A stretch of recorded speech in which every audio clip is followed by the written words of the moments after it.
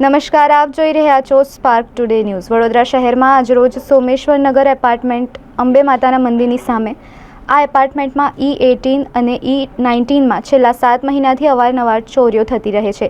એને અંજામ E18 અને E19 માર્ચ આપવામાં આવે છે। આ લોકો સવારે 5 વાગે એમના લારી પર કામે જતા રહે છે। તે પછી ઘરમાં ચોરો ઘૂસીને તાળા તોડીને ચોરીઓ કરે છે અને સાથે તાળું પણ લઈ જાય છે। ઘરમાંથી 4 ગેસના બોટલ, સોનું, ચાંદી, રકમ, પૈસા, CCTV કેમેરાનું DVR, ઘરના વાસણો તથા ભગવાનની મંદિરની મૂર્તિઓ તક ચોરી કરીને લઈ જાય છે।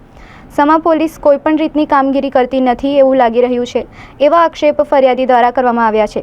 ફરિયાદી દ્વારા વિવિધ આક્ષેપો પોલીસ તંત્ર માટે કરવામાં આવ્યા છે, જેવા કે એમને પોલીસ સ્ટેશનમાં સવારથી સાંજ સુધી બેસાડી રાખવામાં આવે છે અને પછી તમે ઘરે જતા રહો એવું કહીને કેસ બંધ કરી દેશે। શું સમા પોલીસ હવે એક્શન લેશે કે નહીં એ જોવાનું રહે। આ ચોરને પકડે છે કે નહીં તે જોવાનું રહે। સમા ચાણક્યપુરી 4 રસ્તા અંબે માની મંદિરની સામે E18 નંબર અને E18-19 તો આ લોકો 7 મહિનાથી ચોરીઓ કરે છે। અમે લોકો પોલીસ સ્ટેશનમાં જઈએ છીએ તો અમારી કોઈ ફરિયાદ લેતા નથી।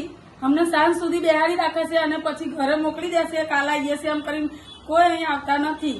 મારા ઘરમાંથી સોનું જયું છે, 4 ગેસના બાટલ અને ઘરમાં કશું જ રાખ્યું નથી। મારી છોકરીના બધાય વાસણ બી, મોહારાના વાસણ બી બધાય જતા રહ્યા છે।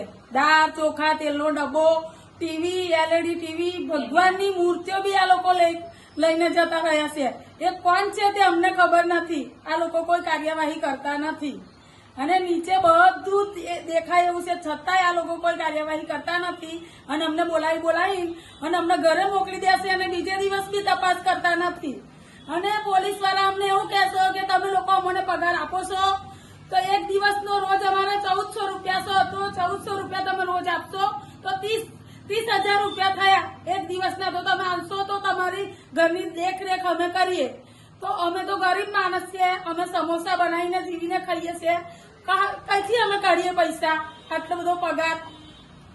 એટલા માટે અમને બહુ પરેશાન છે। અત્યારે બી અમે ગયા તો અત્યારે બી અમારું બધું જ લઈને જતા રહ્યા। અમે દુકાન ખોલીએ તો અહીં ચોરીઓ થાય છે। હવે અમે શું કરીએ?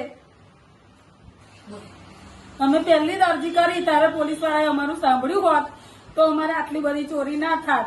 અમારું ના સાંભળ્યું અને નીચે CCTV કેમેરા છે છતાં એ લોકોએ તપાસ નથી કરી અને મને દબાયા કરે છે કે અમે આવીએ છીએ, અમે જોઈએ છીએ, અમે ચોરને પકડી લઈશું, પણ કોઈ ચોરને પકડતા નથી। હા, 7 મહિના થઈ ગયા। હું એકલી બૈરી છે, મારે એક છોકરી છે, છતાં આ લોકો મારી ફરિયાદ સાંભળતા નથી। હવે મારે શું કરવું? કોઈ એક્શન લેતા નથી। હું PA સાહેબ કને બી 3 થી 5 વાર જઈને આવી, પણ એ બી કે સારું થઈ જશે, સારું થઈ જશે એમ કરીને અમને ઘરે મોકલી દેશે। અમે આખો દિવસ ઘરે ભૂખે ને તરસે બેસી રહીએ છીએ। પોલીસ સ્ટેશનમાં જાવ છો? અમે સમા પોલીસ સ્ટેશનમાં જઈએ છીએ। શું નામ આપણું? રેખાબેન મોહનભાઈ વસાવા।